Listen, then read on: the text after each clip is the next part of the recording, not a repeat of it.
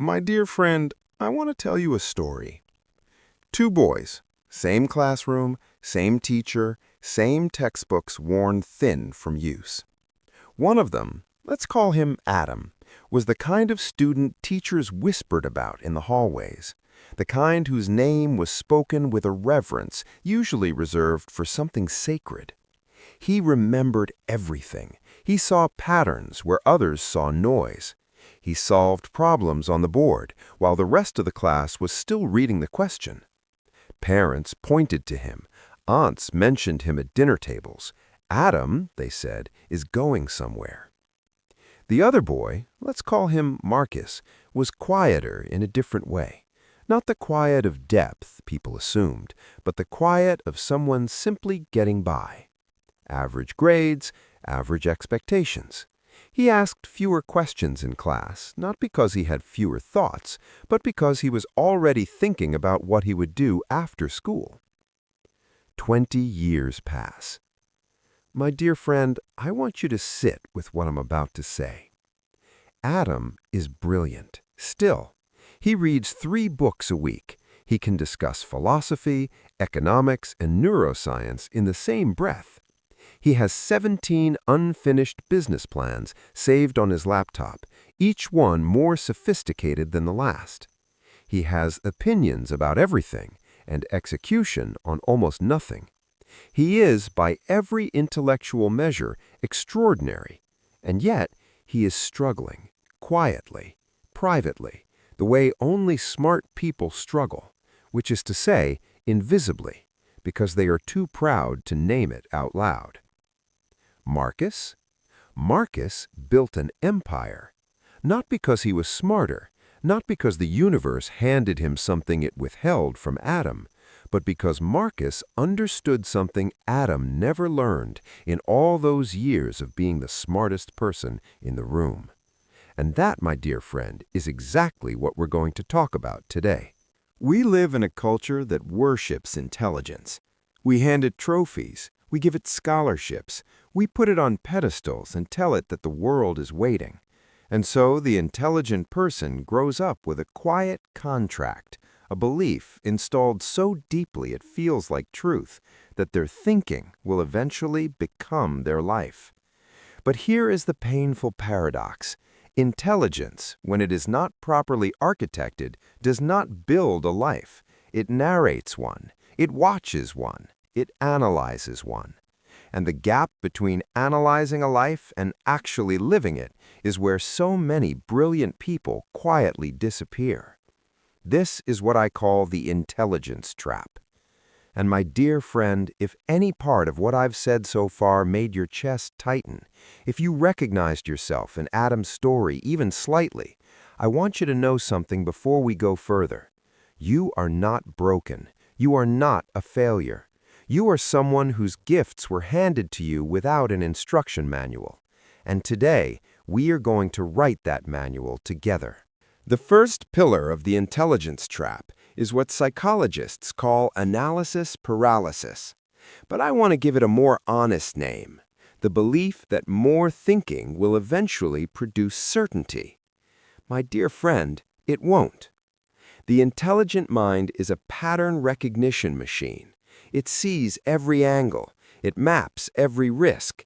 It models every possible outcome. And because it can see so many paths, it freezes at the crossroads, not out of laziness, not out of fear in the conventional sense, but out of a deeply held conviction that the perfect decision is still one thought away.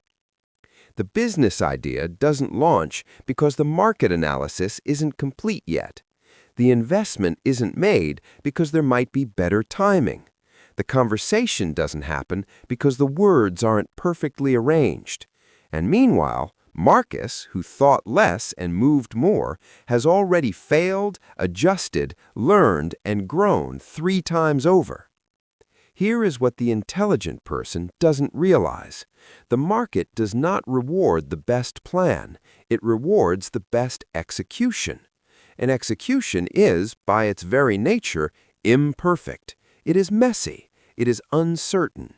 It is done before it is ready, because it will never be ready in the way a brilliant mind defines ready.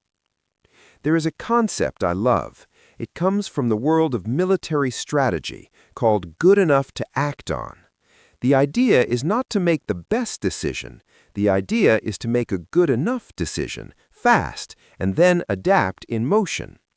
The world's most successful people are not less intelligent than the world's most stuck people.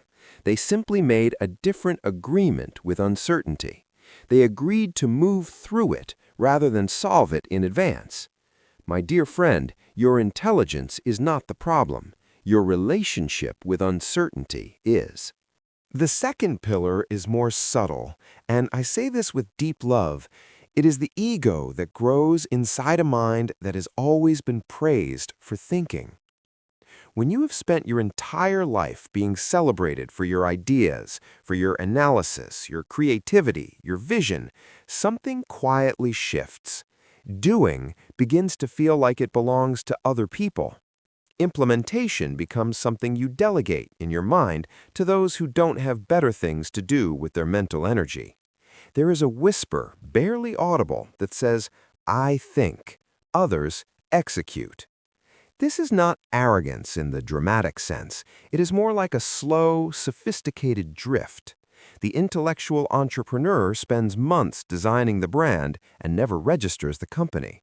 The intelligent professional prepares endlessly for a negotiation but never makes the call. The visionary spends years imagining the life without ever making the first deposit toward it.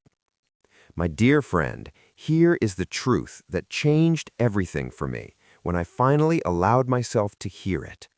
Greatness is not in the vision. Greatness is in the willingness to be bad at something while you get good at it. Marcus was willing to be bad. He was willing to make calls that didn't convert, to launch products that flopped, to sit in rooms where he was not the smartest person and still raise his hand. His ego was not smaller, it was just structured differently. It was fed by progress, not by the preservation of his self-image as someone too refined for ordinary effort. Doing is not beneath you, my dear friend. Doing is the only path that exists.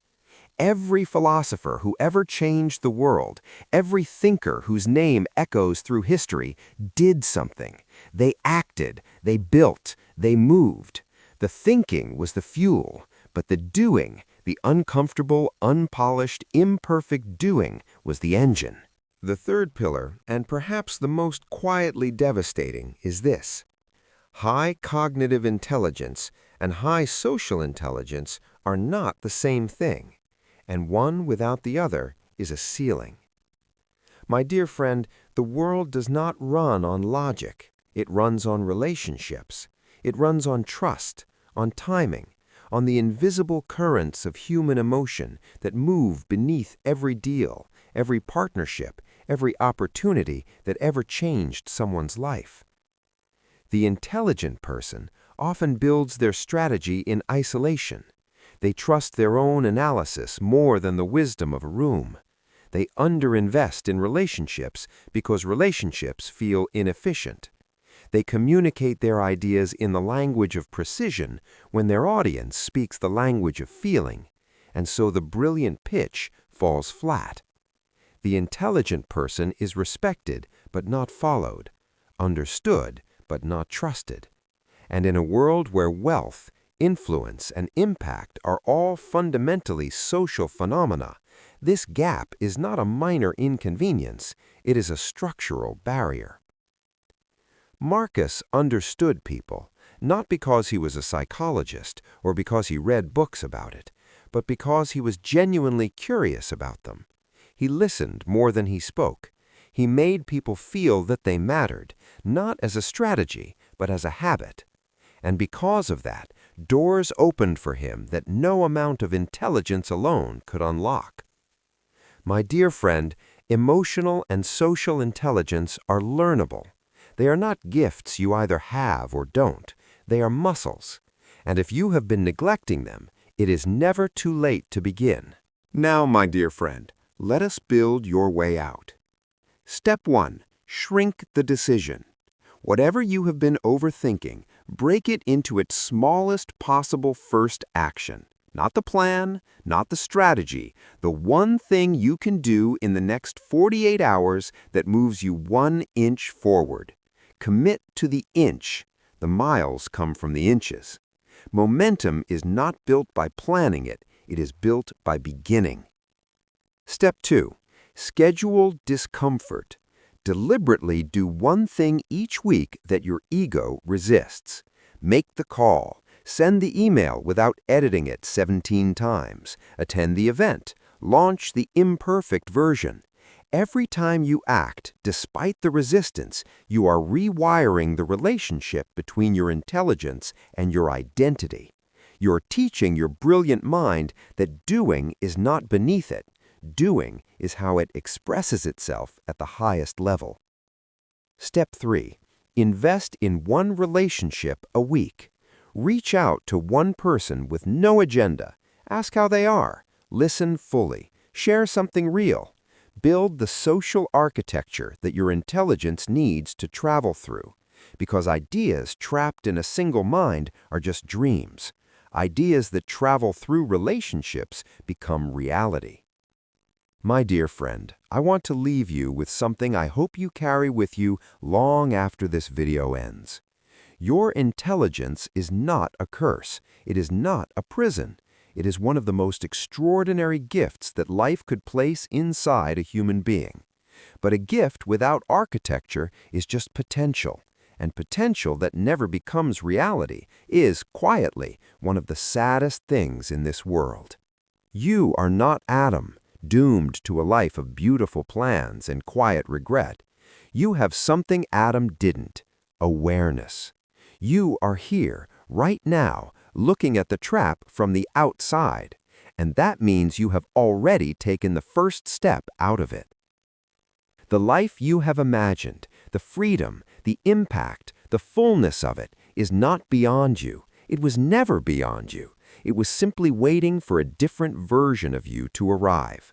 A version that moves, a version that acts, a version that has made peace with imperfection and chosen progress over the illusion of perfect preparation.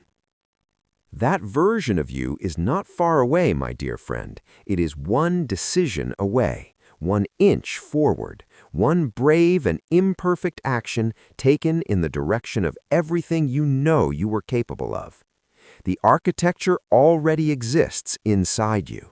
It is time to build.